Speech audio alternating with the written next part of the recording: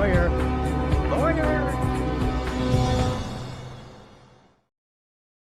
Good evening, Crime Talk aficionados. My name is Scott Reisch, and this is Crime Talk. It's Tuesday, so that means it's our Tuesday night live show. So remember, like if you do, subscribe if you haven't, leave me a comment, hit that little bell for notifications. And I remind you that because sometimes YouTube unsubscribes you. So please make sure you're subscribed and make sure you get your notifications. And you can also check us out on any of your favorite podcasting apps as well. All right, like I said, so it is Tuesday night. Merry Christmas week to everyone. I think, was it yesterday or today was the last night of Hanukkah. So happy Hanukkah to everybody and everybody else that's celebrating anything else right now. If I forget it, there you go. So we have a special guest this evening. We don't usually do guests on our Tuesday Night Live. Every now and then somebody will call in, but we have a guest, and I really like this guy. We've met a couple of times. I did his show, and I think we hit it off pretty good when we were at CrimeCon. We did a quick little live, and it was a lot of fun. He is a practicing criminal defense attorney. I'm sure he'll be doing that very long because, you know, when you look as good as this guy, all the fancy TV shows want you on the air. He's also a former prosecutor. So, Josh, welcome. Welcome, Josh Ritter from Courtroom Confidential. How are you? That very nice introduction. I didn't know you didn't have guests. I'm very honored. Thank you. Yeah, we rarely have guests. You're the exception to the rule. But, you know, I was coming across your email the other day, and I just thought we should have him on. And I like it. I will try not to disappoint. All right. So I'm going to let you do a shameless plug. Tell me your channel on YouTube, where people can find it. And then also, where are you tonight so people can watch you when they get done with this show? Yeah. Well, first of all, thank you for the opportunity. If everybody who is not a subscriber already to Courtroom Confidential, please, I invite you to check it out. We do our best. We do a lot what Scott does here on Crime Talk. We talk about current cases from kind of a legal perspective. I try to bring in my experience both as a prosecutor and criminal defense attorney. And we would love to have you over there. Please check it out. I'm in New York right now. I'm going later on after we finish. I'm going to quick change into a suit and run across the street to the Fox Studios to do they have a show called Fox at Night. So I'm out here in New York. That show is filmed in LA, but I happen to be out here, so they want me to go on it tonight. But it's been fun. Every once in a while, I'll come out to New York I work as a contributor for Fox. So every once in a while, I'll come out here and they'll throw me on and ask me questions. And I hope that I'm qualified to answer. And that's what I'm doing out here this weekend, right before Christmas, of course. Of course. But hey, I'm sure they're paying you exorbitant amounts of money for your opinion. And Right. It's well worth being away from the wife and the family, right? Right. The wife and families, they're incredibly supportive. The girls, as long as dad brings home gifts, they're happy. I understand. Well, I'm honored that you came here first before you go to the big show, but this is really the big show before you go there. Yeah. So, all right. So we talked a little bit before we went on the air, and obviously a couple of things going on in your neck of the woods out there in California. And you have been a prosecutor for at least, I think 10, 12 years. Out in LA, right? And then you came to the side with the guys with the white hats, the criminal defense attorneys, making sure everybody's rights are protected and all that good stuff. But a couple of things going on. The Melodee Buzzard disappearance and death. It was just breaking news today. What do you think about that? My first thought is, why did it take so long, do you think? I tell you, I can't think of the last time that I've been really kind of heartbroken about a case. I mean, this is just so sad. And I think that we had all really hoped that it wasn't what our worst fears and nightmares were, and that somehow this little girl would be found. And now the details that we're starting to learn about it, it's about as bad as it gets. It sounds like she was murdered by her own mother. The reports that I've been reading is that it's gunshot wounds, shot in the back of the head. Yep. As premeditated as you can get. Her body just kind of discarded in the wilderness there. I know that we're hearing all of this stuff about the mother having psychological issues and everything else, but I'm getting so sick of that. This is just evil stuff. You know what I mean? And a 9-year-old girl now lost her life. So they're bringing that they're going to charge her. She's already been arrested. They're going to charge her here in California. I believe that is in Santa Barbara County. I'm not sure, but I think so. I think that's where she went missing originally. Pardon me? I think that's where she was originally reported missing. Yeah, and I think that's where they're going to. The reports that I had read is that it's one of those things where there's several different jurisdictions that might have a reason to claim it, but I think they're going to bring it back to California because they're saying that if the intent to have committed the crime was probably formed here in California, that they took her on that trip. Regardless, though, I mean, it's just one of those cases that's going to be really heartbreaking to hear this whole thing play out. And yeah, all the searching and all the hoping, it has come to a very, very nightmarish end. Yeah. And so just for everybody that's maybe not familiar with it as we are, because we kind of jumped into it, Melodee Buzzard, 9 years old, her school reported her missing back in late August. And then, she was in a homeschooling program. And then in October, her mother, Ashley Buzzard, who's now a defendant and charged, departed from their home in Lompoc on a 3-day trip towards Nebraska, including traveling through Kansas. And then there was surveillance footage at a local car rental business capturing them renting a 2024 Chevy Malibu. But coincidentally, the plates just happened to get changed from what was on the rental car. And then obviously Melodee was in a wig as well, obviously clearly trying to hide her identity in some way. Needless to say, mom returns, mom doesn't come back with child. People get concerned. I was surprised they didn't do something more along the lines that they did in Utah, where, hey, produce the kids. We're going to start a, dependency and neglect case and, produce the kids, so to speak, like in the Lori Vallow matter. They didn't do that. And then we get the news today that apparently they found the body in Utah in early December. Clearly they're waiting for an autopsy, probably blood results to determine cause and manner of death, which they did. And then mom was arrested today, which I think is interesting because my first thought is, well, sounds like she was probably killed in Utah or maybe on the way to Kansas or, Nebraska. Yeah. A lot of jurisdictions. Obviously, you can charge where the murder took place or where the body was found. It's kind of like a stolen car. Where was it recovered or where was it stolen from? But you think it's going to go start in California, basically saying that the intent to commit murder originated in California? That's one of the reports that I had read. And it makes sense. There's even an argument for federal jurisdiction here. If the idea that she crossed state lines to commit this crime, I don't think the feds will get involved.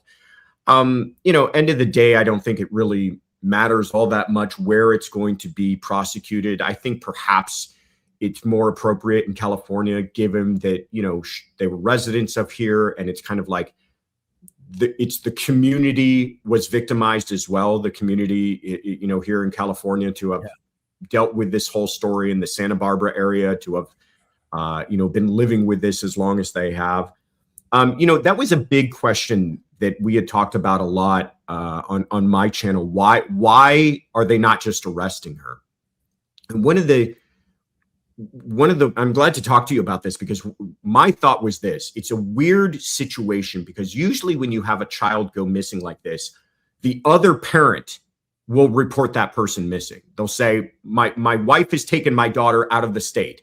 I want to report a kidnapping. And then immediately the authorities can get involved and arrest that person for kidnapping and start an investigation and everything else. Here, her father is dead. Her father passed when she was very young. talking about Melodee's father. Yeah. And the mother had alienated them from the rest of the family. So the rest of her family hasn't even seen Melodee in over a year. So nobody's reporting this child missing. And you had mentioned this earlier, except for the school. The school says, well, she hasn't shown up. But no one is reporting this as like a crime, like a kidnapping. It's the mother who is the only legal guardian of her daughter. And, I kept on saying, listen, there's nothing illegal about taking an unplanned road trip with your child. Like they can't arrest her for that. Well, what about child endangerment? Well, what evidence of endangerment do we have? Well, we can't find her. Well, that's not really her business to have to tell the police that. And it was this, I think, very frustrating situation. And then the police got very clever, and I applauded this. They arrested her, if you remember, for that unrelated false imprisonment charge. And that locked her up for a couple of days, and they could kind of put the heat on her. Yeah, but it got dismissed at preliminary hearing. It was that week. And that rarely happens. You know as well as I do. It's a low standard of proof. Right. And I think that's because it was kind of weak. But they took a chance because they wanted to put her in handcuffs, put her in a cell, hopefully get some answers from her.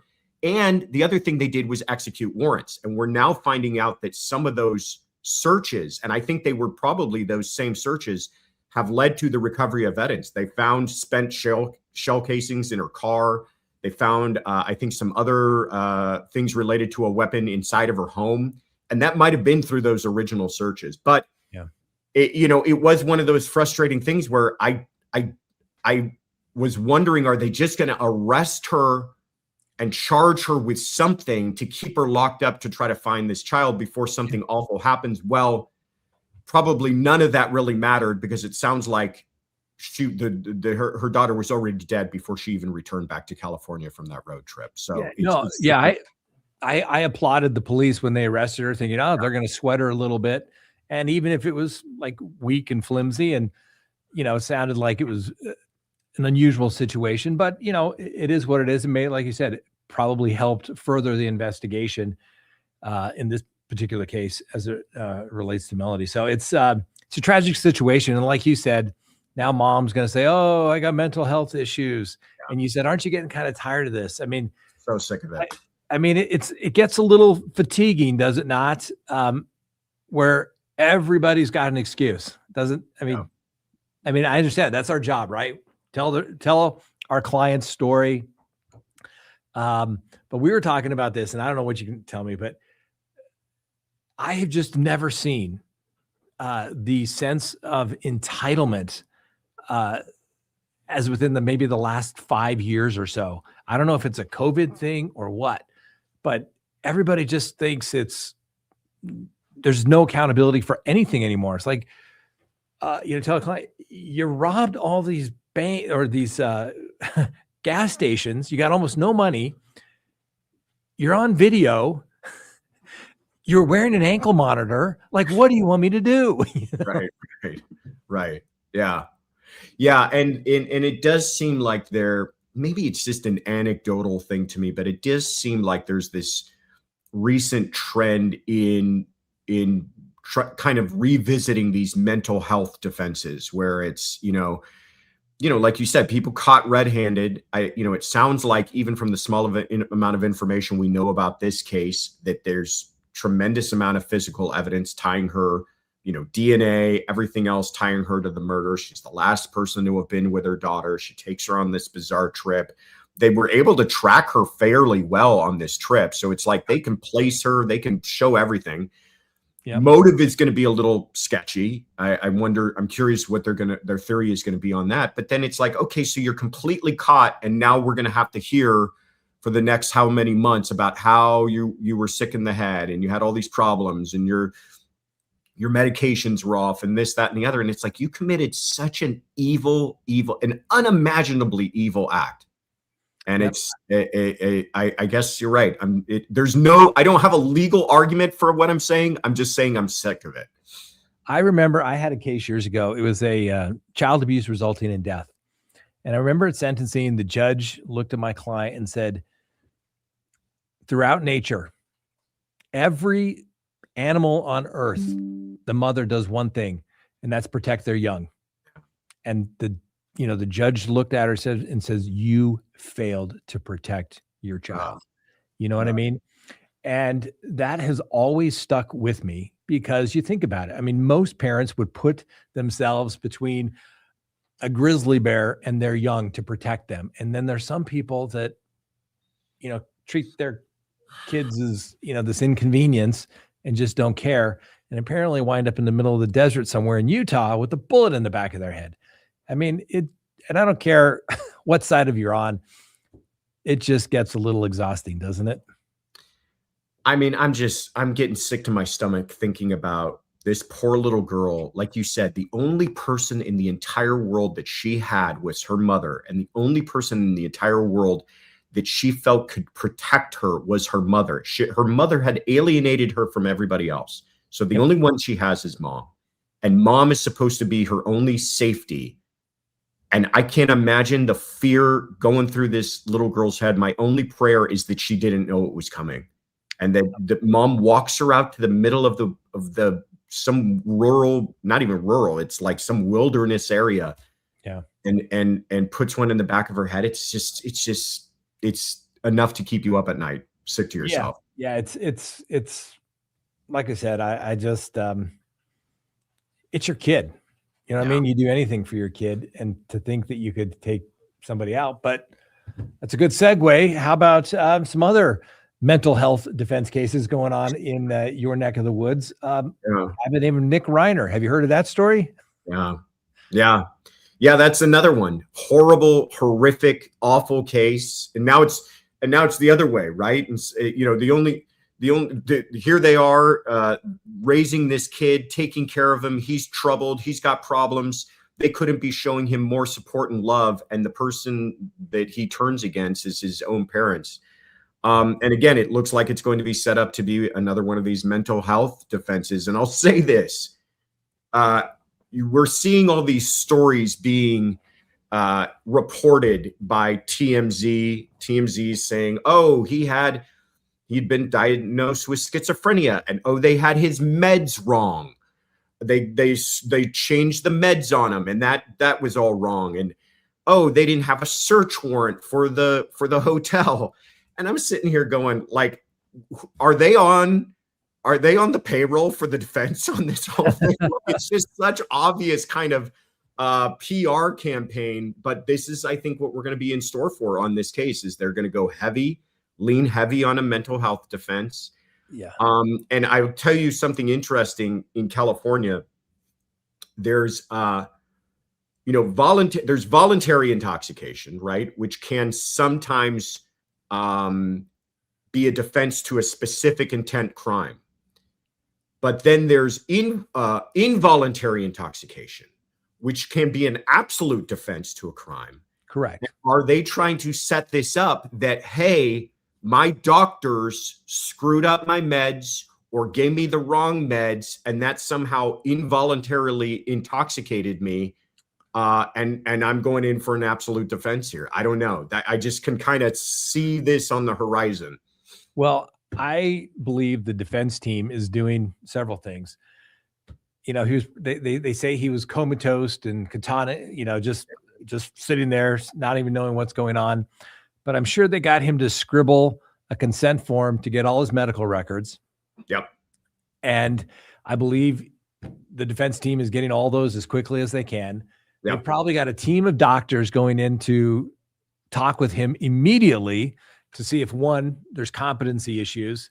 Yep. And also doing a kind of a dual NGRI type of evaluation so that they can take that to the district attorney and say, look, NGRI, how are you going to disprove that, right? And, let's just send them off to the mental institution and it'll be a great win.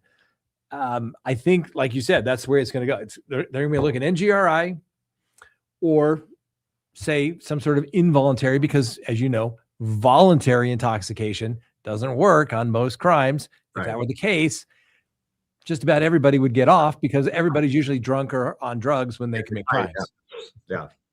Nobody would ever get convicted of anything. Yeah. So, I think that's what they're going to be doing. NGRI, or like you said, the doctor screwed something up. It's not his fault. cut him a plea deal so he doesn't go to prison for the rest of his life. Yeah. And mark my words, I'm going to predict, they put over his arraignment to the 7th, next week. 6th or the 7th, I think. Yeah. Yeah. Sometime next week, 2 weeks after the New Year's. Jackson's going to walk in there and declare a doubt. And he's going to say he's not competent. I want him immediately evaluated. I'm not sure how it works where you practice, but where I practice, if they say, Your Honor, I declared a doubt, they pause all proceedings immediately. They send him out to be evaluated. Now, it may come back that he's competent because it's a lower standard, right? Sure. But I'm almost positive that's what they're going to do, because it begins to already continue to establish this narrative that he's just not there. He just doesn't have his faculties about him. That all being said, here's a man who now what I think has been confirmed is that he slit their necks in bed in the middle of the night. And he immediately then goes to Santa Monica, which is not entirely next door to Brentwood. I mean, it actually is on the map, but it's quite a distance away. He goes to Santa Monica, books into a hotel at 4 a.m. Now we find out that hotel room was a bloody mess because he probably cleaned up. Sure. To me, that is a person who realizes what they just did was wrong, that what they just did was commit murder. Now, he may have had all sorts of schizophrenic and other mental issues, but if you're fleeing the scene of a crime and going somewhere else to clean up so that you don't get apprehended, that is somebody who appreciates the consequences of their actions, which is not NGI. We call it NGI, you call it NGRI, but any way you look at it, any way you slice it, that's not the acts of a criminally insane person. Exactly.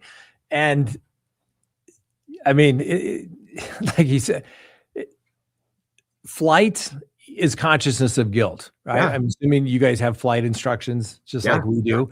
Everybody else is racing to the emergency room or, racing to the incident, and this person's running away. If you're innocent, it was self-defense. Why didn't you stick around, right? If you didn't understand and appreciate what was going on, and you're sitting there in a pool of your parents' blood, that's a little more plausible that NGRI is I guess as you guys have it out there, but it's the same thing. And not being able to truly appreciate it, for the entire process, it's going to be tough. But, if you look at some of those photos of that kid, I mean, you can just kind of tell that kid's not wired right. And with the troubles that this kid has had over the years, I mean, I'll be honest with you, I've been around clients that have had schizophrenia that weren't on their meds, and I sat a little closer to the buzzer in the visiting room. You know what I mean? But if that was my kid and, you just had this blowout at this party and, I'm sure it's not the first time, like I'm going to kill somebody. Yeah. I'd be sleeping with one eye open with that kid in my house. Yeah. I mean, it's just, it's going to be interesting to watch. It's going to be really interesting because here's a couple of things I'm already thinking about. Let's say they go with a NGI defense. Well, we do again, I keep on saying where I practice, but I assume that it's the same most places. It would be a bifurcated trial, meaning they would have a trial based on guilt. Did he commit murder? And then after that verdict comes back, if it's guilty, then they immediately go into the insanity phase of the trial with the same jury. Now, how do you pivot? How do you fight this as it not being murder, as it's, whatever defense? It's not, bad investigation, myopic investigation, jumping to conclusions, whatever you're going to be, and then say, oh, okay, now that you found him guilty, by the way, he was insane. So usually you don't. What you do is you go into the guilt phase and you admit everything. Yes, he did it. Yeah. Yes, he did. And you just kind of roll over. Well, that's going to be an interesting trial, right? To just see the defense essentially admit this horrific murder. It was when this first broke, I thought, well, it's going to be very different set of circumstances if this murder took place in the bedroom or it took place in the kitchen. If it took place in the kitchen and they had some fight and he grabbed a knife, that's one thing. But when you're thinking about him stalking up the bedroom stairs with a knife in his hand to go kill his parents, that's something else entirely. Exactly. You have a lot of time to think about what's going on. What's that? You have a lot of time to think about what's going on, because Exactly. it's not like they're in a little, 1-bedroom studio. No. From the pictures I've seen of that mansion. Big house. Yeah. The other thing, he's in the guest house too, right? He's in the guest house. Right. So there might be surveillance of him walking from the guest house to the main house with a knife in his hand. I don't know. Yeah. But the other thing is, to your point, if his mental health is at issue, they're going to want to put on the stand as many people who interacted him in close in time to the murder as possible. Well, think about that witness list. It's everybody at Conan O'Brien's party, right? It's going to look like an Oscar after party witness list, right? I mean, it's just going to be all of these famous people that they're very well could take the stand to talk about their interactions with him and how, he seemed angry, but he certainly didn't seem like he was untethered to reality. Yeah, I mean, I think the most we got from, reports was that he was staring at people. He was acting odd, right? But that could be, somebody is on drugs. They're drunk. They, just being a jerk, having a bad day or something like that. And like you said, does it rise to the level of criminally insane, where I don't appreciate right and wrong? Yeah. I mean, that's going to be a big, big jump. So I think it's going to be, a case of he was on the meds, and that's not enough to do it. And, does he really appreciate it? I've talked about, I had a trial. It was during COVID. It was horrible, but the guy and his wife were drinking backyard, goes to get some stuff. They start snorting Adderall along with all the alcohol they've been drinking. Something, goes off weird, and he goes to the kitchen and, breaks a knife off in her chest. The neighbor who had come over while he was gone is trying to escape out the side gate, and, puts a knife right in the side of her chest and through her heart, and dead. And, we, obviously immediately start investigating NGRI type of defenses. But then you got voluntary intoxication with the drugs. What do you do? I mean, it is tough. And when I think about the Reiner case, that's the case I think about my personal experience, where like, wow, this is really weird. But it's also gonna be interesting, what did he say afterwards? Because my guy got on the phone and was like, hey, I just want to report a murder. I killed my wife and her neighbor. What did he say afterwards? How did he check into the hotel? What did he say from, to the people in the grocery store or the convenience store where he's seen, buying a Monster Red Bull, I think it was, or something like that. Like you said, what they do afterwards is almost as important as what they did before the crime. Yeah. Oh, absolutely. Absolutely. You probably have more experience with this than I do. I don't have a lot. It's not a very common defense. But my experience is that jurors don't really like it. They just inherently kind of go, wait a minute, you did this horrible thing and you want me to let you go, because they don't understand kind of the consequences of a conviction or a not conviction through NGI or what. Yeah. They just view it as an excuse. You want me to let you go from having done this horrible thing because you're saying that you didn't have your right head around, about you at that time. And it's just a hard sell for most jurors. And I think this case will probably be one of those, because, again, they were, from my understanding of everything we know about their history together, they could have not been more supportive of him and trying to help him and letting him live in the guest house and putting him in how many different rehabs and everything else. And then he gets upset at a party and turns around and goes home, grabs a knife and kills them both in bed. I mean, it's horrific. Yeah. 18 different rehabs, right? Wow. Still living at home at 32, because basically he can't support himself because of his addictions. And I don't think he has, a pot to piss in, so to speak, which we'll get to the next question, but in a minute here. But these parents, I mean, seriously, think about it. If his parents were not wealthy, famous people in Hollywood, this guy would have been on the streets since 16, probably be in prison or in and out the revolving door of prison. I mean, this kid he's a 32-year-old, he's a grown man, but he had more opportunities than anybody with similar type issues would ever get in his lifetime. And here we are going to be arguing over, well, he's a nice kid. Mm-hmm. He had all these opportunities. He just had a bad night. It all just, the psychosis just blew up, and here we are. I mean, I agree with that. I think it's gonna be a tough sell. And when you look at the statistics for not guilty by insanity type cases, it's a very low success rate, because I think most people just don't buy it. And here, it's kind of like a quasi affirmative defense. You basically concede, my guy did it, but he was insane. And I've never tried one to a jury. We did one, like I said, I don't know what it was, but mental health just exploded during the COVID era. But we had a guy had gone to work and started stabbing everybody. Psychotic event. Yeah. Nobody knew what was going on. They thought it was drug induced, what have you. Family retains us. We get a great psychiatrist to go through all his medical records. And he had something in his body that basically psychotic event, right? Chemicals, it was some sort of chemical imbalance, threw everything off.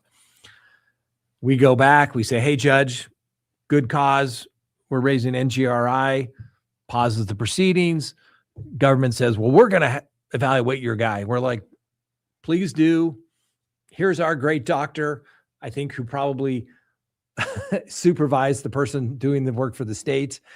And that person was like, I totally agree, NGRI. But most people don't know, it's not like you go home. You're going to the state hospital, usually for the time period that you could be incarcerated for the underlying offense. And that's where this individual went. So, you know, like I said, that's why if I was Alan Jackson right now, I'd be getting 2-3 doctors to say, you know, didn't appreciate what was going on. He's insane under the statute, and try to convince the DA to stipulate to some sort of mental health facility versus prison. That would be my strategy if I were. Yeah. You got to imagine he's probably got pretty good resources at his disposal, and he's probably going about locking up every major expert in the country to make for exactly what you just said.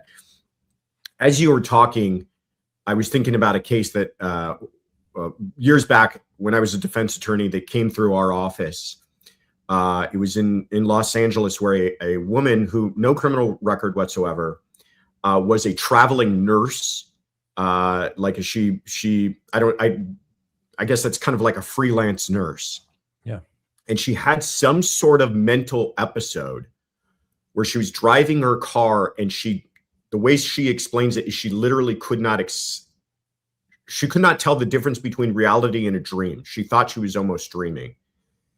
Anyhow, it's horrific. She plows through an intersection going close to 100 miles an hour and rams into a car and kills everybody inside of the car. I think there was an entire family, 4 or 5 people inside of the car. So she gets arrested, charged with murder, vehicular homicide, all of that kind of stuff. Well, that's legitimately a person who, you know, you can understand why we might not want to hold them criminally responsible, because so much of the crime has to do with the mens rea, the criminal intent. Well, she could not form that criminal intent, but that's the kind of stuff they're looking for. Does that fit the same set of facts as somebody who's maybe dealing with substance abuse issues, perhaps some mental health issues, but gets into a huge blowout fight with their parents the night, you know, within hours of committing a horrific murder, and then leaves and goes and cleans up? To me, I don't, you know, again, this is early on, but to me, it's going to be a real tough sell to jurors. Yeah. Well, let me ask you this, because I know you got to go, because you got a hard stop here, because you got to go, because you're famous. You got to go hit the big networks. I got to go powder up. Let me ask you this. We know Nick Reiner is 32, living at home, living in the guest house. We know he co-wrote and, you know, did his movie, wrote his book, and then the dad did the movie Being Charlie. I don't know if you watched that. I did. It's kind of depressing. It's very depressing, to be honest with you. I've not seen it. So I don't know if he socked away a few bucks there, but the guy, I don't think he's really had a real job in his life. Doesn't sound like it. What's the skinny? Who's paying the bill? Do you think family's going to step up and say, hey, you know, you killed the most cherished people in our life, our mom and dad, but we got to go help Nick? I mean, I just find that hard to believe. I'm not sure the family would be doing that. Yeah. Well, I'll share with you and your viewers a little bit of inside info. When this case, so the murders take place on Sunday. By Monday, you know this, the criminal defense private attorney crew is not that big. It's kind of you kind of know all the major players, especially people who might be getting a call on a case like this. So by Monday, I did not get a call. I'm not in that elite group, but I have colleagues who had told me they'd received a call about inquiries regarding this case. And what I was told, and again, I'm not verifying anything, I was told it was the family calling on his behalf.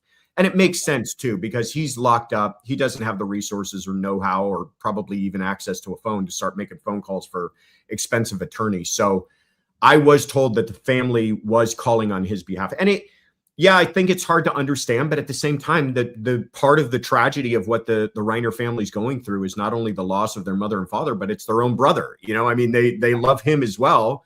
And so they, I'm sure I wouldn't be surprised if they were somehow involved in finding the attorney. Now, paying for it, I don't know. I don't know if he's got some sort of living trust. Rob Reiner was an incredibly wealthy guy.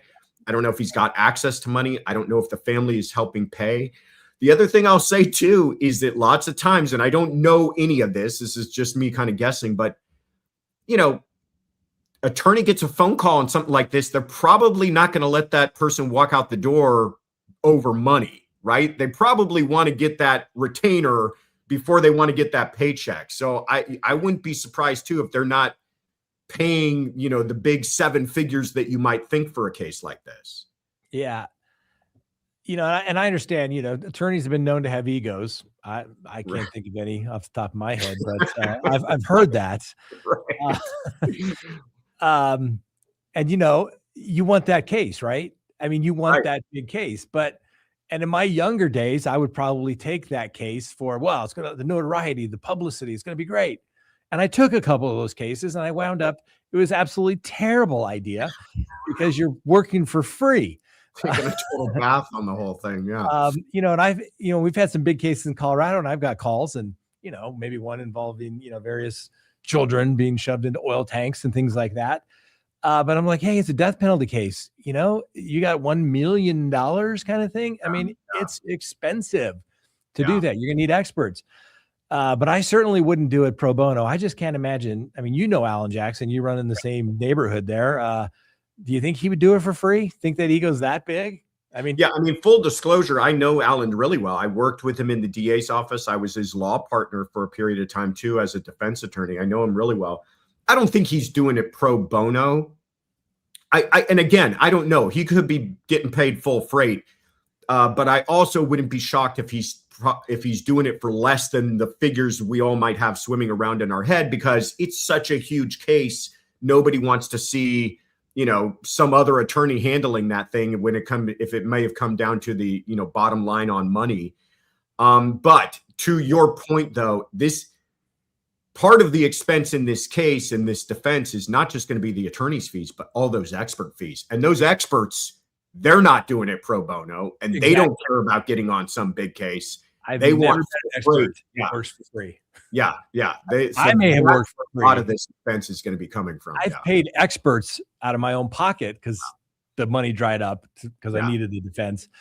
And I've worked for free, but experts never work for free. Sure. But, listen, if Alan Jackson's name isn't already a household name, or at least widely known in the true crime genre, right? Mm-hmm. He could be a Girardi, a Ritter, there is household names. So maybe he'll do it. I don't know. I think he's going to get paid. He did in the Karen Reed case. He got paid. So, more power to him. I mean, congrats if he gets it and he gets full freight. Perfect. If he doesn't, that's his decision. He can decide if he wants to work for free or not. Yeah. But it's definitely going to be interesting to watch. It's going to be an interesting case. And I know you've got to go. So once again, why don't you tell us? I got to go make those big bucks. Give us a shameless plug once again for everybody who doesn't know. This is Josh Ritter. LA Courtroom Confidential. Courtroom Confidential. Sorry, I was thinking LA all of a sudden. Courtroom Confidential, but you're in LA, Yes. except for tonight. Like I said, I've got to meet this guy in person. Great guy. You can just tell the good guys, and I thought, just meeting you when you're here at CrimeCon, you're one of the good guys. So everybody, if you haven't, go subscribe to his channel. He's one of the good guys. He's going to give it to you straight. He knows both sides. And, I'm a firm believer. I mean, like I said, we've been doing this, I think 7-8 years now. Oh, wow. There's plenty of, room to help everybody out in this little niche, so to speak. There's people that have skyrocketed way above me. I mean, I don't have that many. We're like 300,000 subscribers or something. There's great. more people have more than that. But I just think as attorneys, we know from both sides, this is what's really going on. I just think that's invaluable. It's the best way to keep the speculation out and the facts in. Like we try, fact-driven, unbiased. I like to say, this is the way it is. But guess what? My opinion may change based upon new facts and evidence, just like in the real world, right? And funny how that works. Yeah, it's funny. You have a great case that walks in the door. This is, what do they say? The best day of any case is the day it walks in your door, and then it gets progressively worse after that, because you get the discovery and the facts and your client's confession and everything like that. So sometimes your opinions change based upon new information. I think that's the way we need to be as well in this. So once again, shameless plug, give it to me. Tell everybody where to go. Courtroom Confidential. Please come check us out on YouTube. Would love to have you. And I'm going to bug you now to come on our channel and return the favor. Listen, anytime, as long as scheduling permits. I felt bad we weren't able to do it. We talked about it at CrimeCon, like we had to, need to get to it. And then literally just got busy. And I think this is probably the first time in 3 months that I've actually had a day in the office, not in court, at some jail, at a proffer, something along those lines. It has just been chaos. So we'll do it soon. Maybe we can do like a standing schedule or something like that. That'd be great. Yeah. Thank you again so much. I appreciate it, my friend. Go get famous on national TV. All right, Josh? Will do. Right. Have a good night. Take care. All right, everybody. Josh Ritter, like I said, he's one of the good guys. I really like him. Got to talk at a CrimeCon with him. And like I said, I just like the guy. I think he's a good guy. Real straight shooter when I got to talk with him. So if you haven't checked out his channel, go do it. Still stay subscribed here, please. But, you can watch multiple people. And, like I said, there's plenty of space for everybody in this genre. So hope you enjoyed that. We don't normally do guests, but, maybe we'll start doing more of that because sometimes it can be very interesting as well. All right. So let's see. We'll take a couple of questions in the comment section. If somebody's got some, obviously we talked about the Buzzard case, the Melodee Buzzard case. We talked about the Reiner case. If you have a question, I will try to ask that as well. I'll try to scroll through that. Frank, if you see any questions, Annika, if you see any questions that should be highlighted, let me know. And although we don't ask or beg for them, it does help. Sometimes if you do a super chat, I don't know what the lowest number is, but if you really have a great question and you really want it asked, do the super chat because it gets highlighted here on my screen. All right. So, he has a lot of the same positions, I guess I would have. And my thoughts were as it relates to the Nick Reiner case. This is going to be a case of, was he criminally insane? Or was it, some sort of intoxication, whether voluntary or involuntary? I think it's going to be more voluntary. If I don't know if they got his blood taken after arrest, probably unlikely, unless there was some sort of, somebody thought that they had to get a warrant to draw blood. I just don't see the police necessarily doing that right away in the Nick Reiner case. But, what he did afterwards is just as important as what he did beforehand, right? We know he's at the party. He's having words. He's having exchange with, his dad. They get into an argument, they leave, they go home. He apparently goes off to the guest house, and if you've ever been to a house that, has a guest house, I wish my house had a guest house, because that means it'd be a big, huge house. But I remember staying in homes in California because it seemed like everybody had a guest house. And it was usually away from the house. So that means you'd have to leave the guest house, walk across a little area, a little courtyard, usually where the swimming pool is, go into the house, go to the kitchen. I mean, it's my understanding the Reiners were killed in their bedroom, more than likely asleep. You can't really say the paranoia or something like that got the best of me when it was like that. So it's going to be very, very interesting. And like I said, clearly Alan Jackson knows what he's doing. He's going to have the best experts, assuming he has all the resources. I'm telling you, nothing makes a case better to work on than when you have the resources. When somebody says money's doesn't matter, just take care of it. That is the best way. Usually get the best results for your clients because of that. And if in fact the family is paying, which I can't imagine the brothers and sisters doing it, but maybe, an aunt or an uncle or somebody along those lines saying, yeah, but we still need to take care of it. Maybe that's what dad would want to do. He'd still want to protect him, doesn't want to go to prison, something along those lines. It's going to be very, very interesting. But like I said, what he did before the murder, obviously important, the murder itself, but more importantly, what did he do afterwards? Did he appreciate what was taking place? The not guilty by insanity or not guilty by reason of insanity, depending on the state that you're in. That's really, what it boils down to. Did they appreciate it or not? And usually, you're going to be able to say, hey, he was so crazy, we had to send him off to be, he wasn't even competent to proceed. He didn't even understand that. So we'll see if there's initial competency evaluation to see if he, knows who the players are. Does he know what he's charged with? Does he appreciate the charges? Does he know the roles of the people, of his defense attorney, the prosecutor, the judge, those type of things?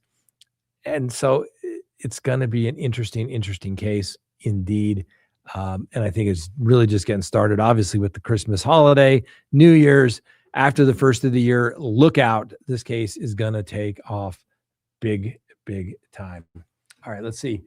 Were there any, will they state that they're going to go NGRI at the arraignment? More than likely. Now, I am not going to state with absolute specificity, California, but normally, yes. All right. I can tell you where I practice. When you have NGRI, it has to be done at the arraignment, or usually a short period after that, I think within 60 days.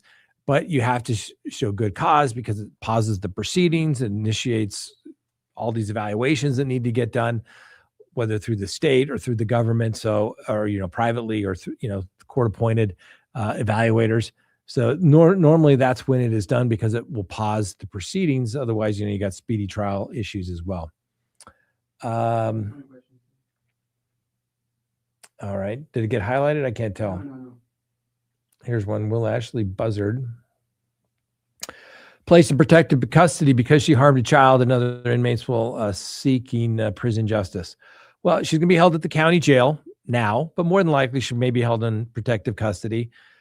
Child abusers are not held in high regard in the prison, even women's prisons. And it's not usually because these people have this great sense of duty and honor as it relates to children, but most of them usually came from crappy childhoods as well.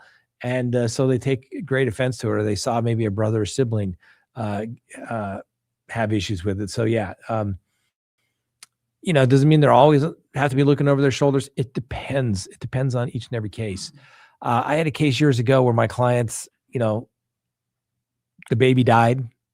They stuffed her in a duffel bag, rode across town, stopped at McDonald's. Then they went and buried the child, in a wooded area. And, they were talking about going death for the boyfriend in the case. I represented the mother. And he, disclosed the location of the body to avoid the death penalty. But needless to say, she was not exactly a fan in custody because it was a child abuse case. You just don't mess with kids. All right. You just don't mess with kids. If I had to give somebody the best and solid legal advice, don't mess with kids.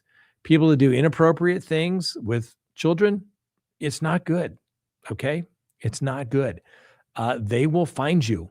They will do that. Let me tell you a real story. I had this guy, client, bad guy. All right. And he was at a prison that had a lot of sex offenders at it. And he had a case. And I mean, this guy was he was fucking mean looking dude. Tattoos, head to toe. He literally, his claim to fame was that he was tattooed from head to toe everywhere. And so everywhere, like even there. And he's like, yeah. And I was like, okay, now you got what? And it was flames, ladies and gentlemen, flames. Anyway, I said, so what do you guys do up here for fun? Just kind of chatting with him. What do you guys do up here, at this particular facility that has all this? And he's like, we just beat the crap out of the chili moes, referring to the child molesters.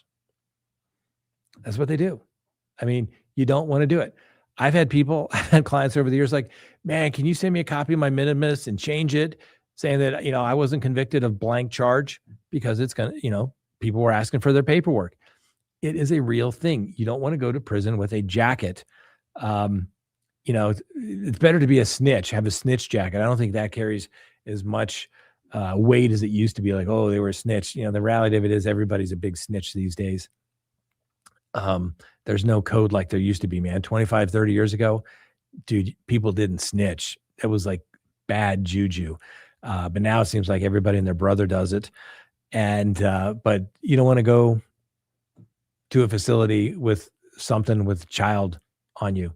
Child abuse is going to be ugly. Do something sexually with a child, it is going to be ugly. It's just bad. And, we got a guy right now, bad stuff with kids. And, he's trying to do everything he can to get to a different facility. Cause let's just say life is not pleasant right now. And I'm like, there's nothing I can do, but don't worry about it. You only got 30 years to get comfortable. So, let's see here. Here we go. Referring to the Buzzard case, another child failed by the court systems. But think about it, ladies and gentlemen. Like we were talking with Josh, the case of Melodee Buzzard, right? This little girl, she's homeschooled. Mom is basically removed from her family. Dad died, I think it was in a car accident years ago. So who really cares about this kid, right? The one person that should be taking care of and focusing on this child, protecting this child is the mom. And then, basically, she probably getting tired of the kid and inconvenient, maybe not doing great in school. So like, I'll just go on a road trip and she'll just disappear. No one will ever know. And think about it. If it wasn't for somebody at the online school that this kid attended, who would have even said anything? What if she had said, I'm moving away. We're moving to a different state, whatever. And they go on a little vacation and, if somebody disappears in the middle of the woods, she shows up in a new city. Who's to say, oh, where's your kid? Nobody would ever know. Her mistake was that she went back to California, and, the school had been asking questions. So it's just, I don't know. Like I said, I had a judge. It was very impactful. It's always hung with me, and it was a child abuse resulting in death case. And, the judge just looked there and said, you know what? Throughout nature, every species does one thing, and that's to protect their young. And he looked at her square in the eye, looking down from the bench, and said, and you failed to protect your young. That is what? That's the role and duty of a parent, to protect your children, to try to make sure that they have a better life than you ever had, to protect them from harm, so that, maybe it is called a little enabling or helping them out, but hoping that maybe they can learn from your mistakes so they don't have to follow through them. But you certainly don't harm them, and you certainly don't abuse them. That's for sure. Yep, you're correct. Melodee was wanted by the people who were cut out of her life. I agree. And what were they supposed to do? Right. I mean, it's tragic now. And sometimes you got to wonder on these type of cases, all the family will come out of the woodwork and everybody's gonna say, oh, poor little child, we would have been there for. Well, where were you? Why weren't you fighting hard enough? And I'm not trying to throw that, but that's the kind of thing you always get when you go to court, which is, where were all these people when this young child had these troubles, when this child was out running the streets, or mom wasn't taking care of him? Why weren't you calling social services then? Why weren't you making excuses to call social services? So, and I'm not throwing stones. I'm not. People get busy, life goes on, but it's a sad situation indeed. Let's see here. Yep. Her paternal grandmother wanted to adopt her at one time. Yep. But what do you do? I mean, there's no reason to take her away from mom. I don't know. It's just a sad case indeed.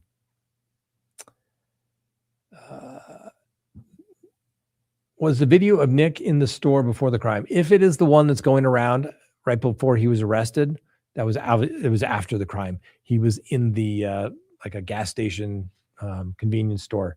That was afterwards. He looked pretty well together, seemed to appreciate and understand what was going on there. Apparently worked up a thirst, was able to drive across town, get away. Why were you getting away? I thought you were, like I said, usually the case of somebody is like criminally insane is they do something and they don't run away. They stay there and they sit there. And,